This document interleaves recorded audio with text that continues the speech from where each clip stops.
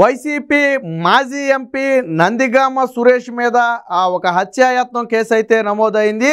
దాదాపుగా 3 ఏళ్ల క్రితం మరియమ్మ అనే ఒక మహిళ అయితే మృతి చెందింది. అందులో నందిగామ సురేష్ ప్రమేయం ఉందనేది ప్రధానంగా ఉన్నటువంటి ఆరోపణ. ఈ నేపథ్యంలో అరెస్టు కూడా చేయడం జరిగింది. ప్రస్తుతానికి జైల్లోనే ఉన్నాడు. దాదాపు 2 నెలలు కూడా గడిచినట్టుంది అరెస్ట్ అయి కూడా. అయితే తాజాగా హైకోర్టులో ఆల్రెడీ నందిగామ సురేష్కి చుక్కెదురైంది. బెయిల్ ఇచ్చేందుకు హైకోర్టు నిరాకరించింది. ఇదే సమయంలో సుప్రీంకోర్టులో అయితే బెయిల్ పిటిషన్ వేయడం జరిగింది. కానీ సుప్రీంకోర్టు కూడా బెయిల్ ఇచ్చేందుకు నిరాకరించింది. కొండ బద్దలు కొట్టినట్టుగా మేము బెయిల్ ఇవ్వలేము, బెయిల్ పిటిషన్ను విచారించలేము అని చెప్పి నందిగామ సురేష్ తరపు లాయర్లకు అయితే మొహం మీదే చెప్పడం జరిగింది. దీంతో ఒక్కసారిగా వైసీపీ ఉలిక్కిపాటుకు గురైన పరిస్థితి. ఎందుకంటే సుప్రీంకోర్టే స్వయంగా మేము బెయిల్ ఇవ్వలేము, ఇప్పుడు మేము జోక్యం చేసుకోలేమని చెప్పడంతో వారికి కేసులో ఎంత డెప్త్ ఉందో అర్థమైపోయింది. సుప్రీంకోర్టు చేసిన వ్యాఖ్యలు ఏంటంటే ఛార్జ్ షీటు తరువాతే మేము ఈ కేసును పరిశీలిస్తాం తప్ప ఇప్పుడు ఉన్నటువంటి పరిస్థితుల్లో నందిగామ సురేష్ని వదిలిపెట్టాలి అంటూ మేము ఎటువంటి ఆదేశాలు కూడా ఇవ్వలేమని ఒక రకంగా కింది హైకోర్టు ఇచ్చినటువంటి తీర్పుని దాదాపుగా సమర్థించినట్టుగా అయింది. అయితే ప్రభుత్వం తరపున కూడా చాలా బలంగా వాదనలు వినిపించారు. ఆ రోజు కక్షపూరితంగా ఉద్వేగాలు రెచ్చగొట్టే విధంగా మద్యం పోసి వైసీపీ కార్యకర్తలకు గుండాలకు మద్యం పోసి రెచ్చగొట్టి వారిని ఉసుగొల్పారు. అక్కడ జరిగినటువంటి అల్లర్లలోనే ఈ మరియమ్మ చనిపోయింది. సో దీని వ్యూహకర్త అయినటువంటి నందిగామ సురేష్ కూడా ప్రధాన నిందితుడని వాళ్ళైతే ఎఫ్ఐఆర్లో అయితే నమోదు చేయడం జరిగింది. అయితే కోర్టు కూడా ఇరుపక్షాల వాదనలు విన్న తర్వాత కోర్టుకు ఒక విషయం అర్థమైంది. ఏమనంటే నాడు వైసీపీనే అధికారంలో ఉండటం మూల, అంటే ఇది వైసీపీ హయాంలో జరిగిన ఘటన కదా, నందిగామ సురేష్ని తప్పించారు. కోర్టు అదే విషయాన్ని అడిగింది. ఈ కేసులో ఇంతమందిని ఎఫ్ఐఆర్లో చేర్చారు కదా, ఒక నందిగామ సురేష్ని ఎందుకు ఎఫ్ఐఆర్లో చేర్చలేదు ఆ రోజు? అంటే ఆ రోజు మీరు అధికారంలో ఉన్నారు కాబట్టి నందిగామ సురేష్ని అధికారులు తప్పించారు. అందుకనే ఎఫ్ఐఆర్లో నందిగామ సురేష్ పేరు లేదు. లేకపోతే ఆ ఎఫ్ఐఆర్లో నందిగామ సురేష్ పేరు కూడా ఉండాలి. చర్యల సంగతి తర్వాత. ఎఫ్ఐఆర్లో నందిగామ సురేష్ పేరు ఎందుకు లేదు?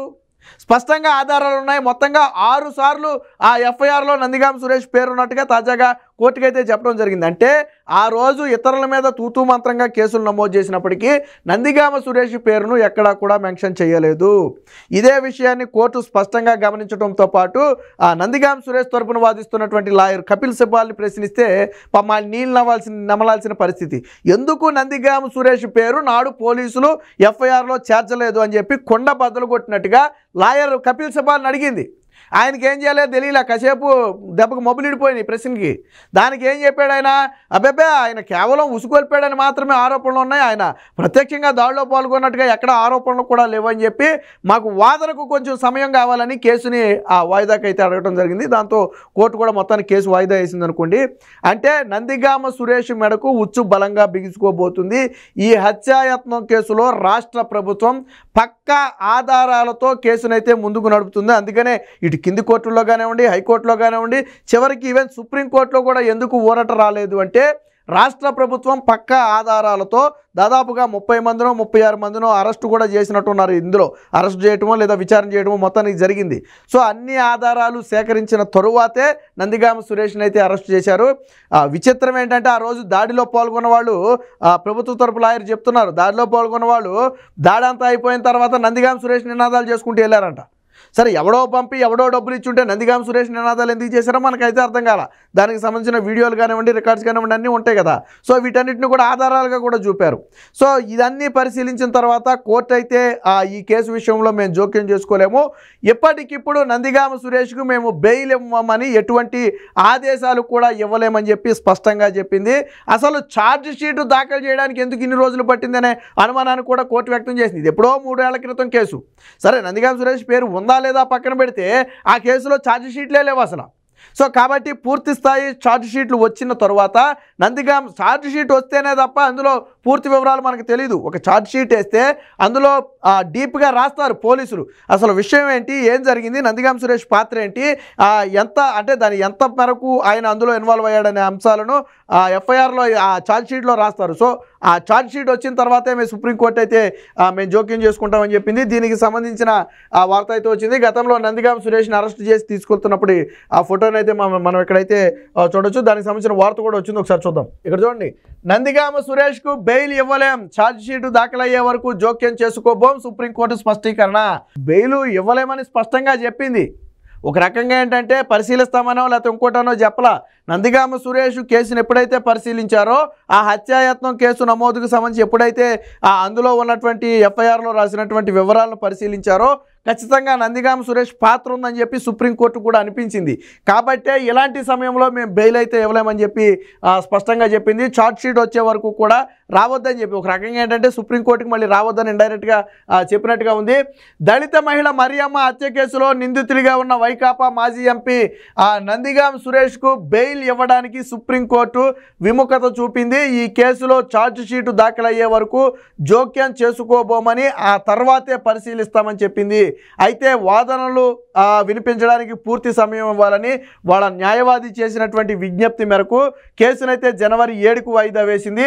బెయిల్ పిటిషన్పై శుక్రవారం విచారించినటువంటి దీపాంకర్ దత్ అలాగే ప్రశాంత్ కుమార్ మిశ్రాలతో కూడినటువంటి ధర్మాసనం అయితే ఈ తీర్పులు అయితే ఇవ్వడం జరిగింది.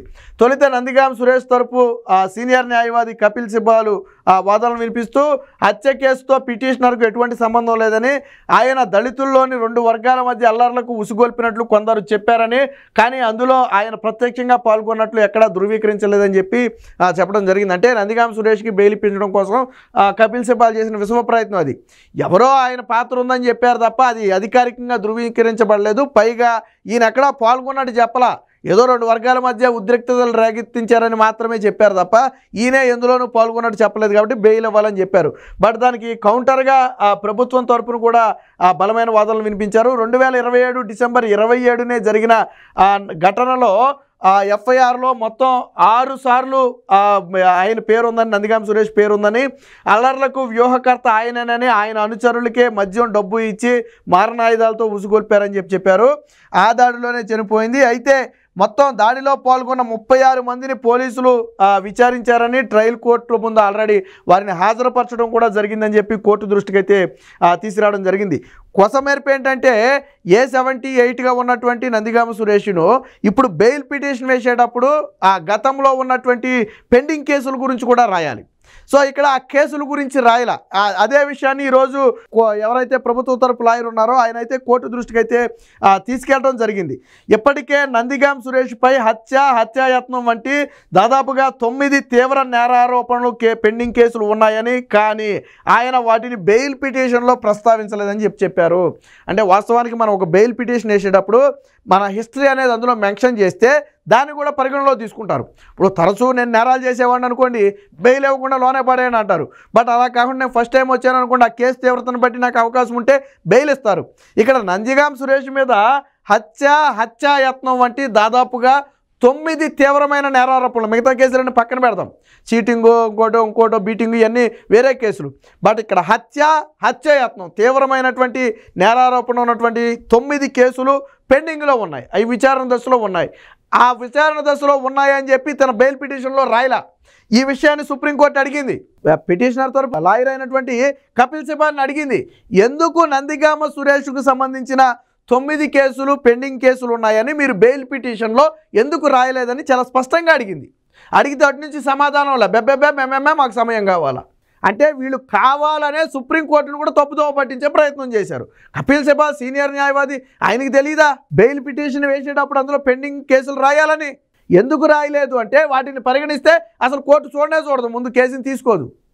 ఎలాంటి వాడు అయితే జైల్లోనే ఉండమని అంటదేమోనని భయం వేసి ఆ కేసుల గురించి రాయాల. బట్ ప్రభుత్వం తరపు లాయరు దీన్ని చాలా స్పష్టంగా పసిగట్టి దాన్ని కోర్టు దృష్టికి కూడా తీసుకెళ్ళడం జరిగింది.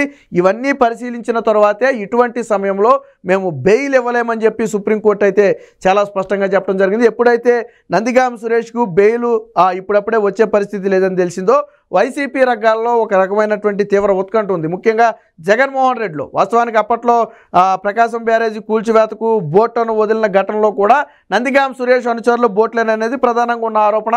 దాని మీద కూడా ప్రభుత్వం విచారణకు ఆదేశించింది. మొత్తానికి అదేదో నడుస్తూనే ఉంది. ఆ సమయంలోనే జగన్మోహన్ రెడ్డి అప్పటికప్పుడు వెళ్ళిపోయి పరామర్శించి వచ్చాడు. బహుశా ఈ బోట్ల వ్యవహారం లేదన్న నోరు విప్పొద్దనేమో, మనం అప్పుడు దాని గురించి కూడా మాట్లాడుకున్నాం.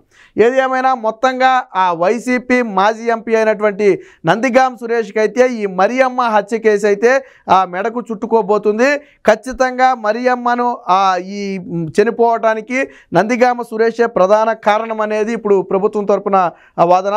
78గా ఉన్నప్పటికీ కూడా పోలీసులు ఆయన్ని విచారించకపోవడం, నోటీసులు ఇవ్వకపోవడం, కనీసం ఎఫ్ఐఆర్లో ఆయన్ను చేర్చకపోవడంపై కూడా పలు అనుమానాలు ఉన్నాయని చెప్పి ప్రభుత్వం తరపులో అయితే వాదించడం జరిగింది. దీంతో సుప్రీంకోర్టు కూడా దాదాపుగా ఏకీభవించి ప్రస్తుతం నందిగామ సురేష్కి అయితే మేము బెయిల్ ఇవ్వలేము, ఈ విషయంలో ఇప్పటికిప్పుడు మేము జోక్యం చేసుకోలేమని చెప్పి జనవరి 7కి వాయిదా వేసింది. మరి ఆ తర్వాత ఏం తీర్పు వస్తుందనే తర్వాత, ఎందుకంటే కపిల్ సిబాల్ కొన్ని ప్రశ్నలకు సమాధానం చెప్పడం మానేసి వాయిదా అడిగాడు.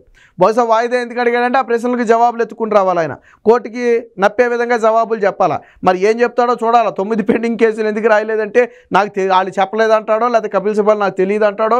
ఏది ఏమైనా మొత్తంగా ఇప్పుడు నందిగామ సురేష్ వ్యవహారం అనేది వైసీపీ వర్గాల్లో హాట్ టాపిక్గా మారింది.